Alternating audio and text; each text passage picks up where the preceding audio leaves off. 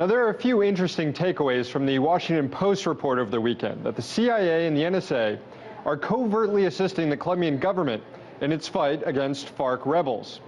Now, it was just this month that the president of Colombia, Juan Manuel Santos, was at the White House meeting with President Obama.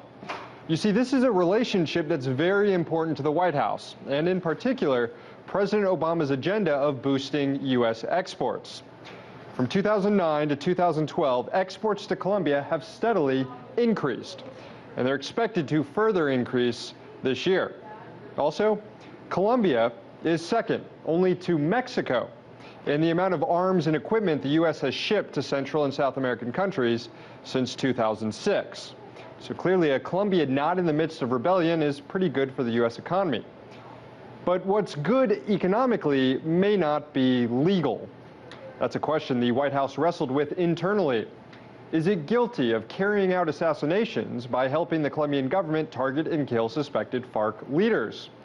Well, ultimately, they decided it wasn't. The White House's Office of Legal Counsel and others finally decided that the same legal analysis they had applied to al-Qaeda could be applied to the FARC. Killing a FARC leader would not be an assassination because the organization posed an ongoing threat to Colombia. Also, none of the FARC commanders could be expected to surrender. In other words, the same justification used to carry out drone strikes in Yemen or Pakistan is now being used to carry out lethal strikes against FARC commanders in Colombia. FARC commanders who aren't a direct threat to the United States. The world really is a battlefield. Which gets us to the last takeaway, the cost of all of this.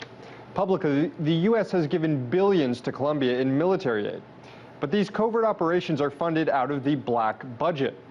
And we learned earlier this year through a Snowden disclosure that the CIA's budget for 2014 is $14.7 billion. The NSA's $10.8 billion. And specifically, covert missions combating terrorism received $17.2 billion this year. What does this mean? It means that Colombia is not the only, and may not even be the latest country to be receiving help from the CIA and the NSA. In Washington, D.C., Sam Sachs, RT.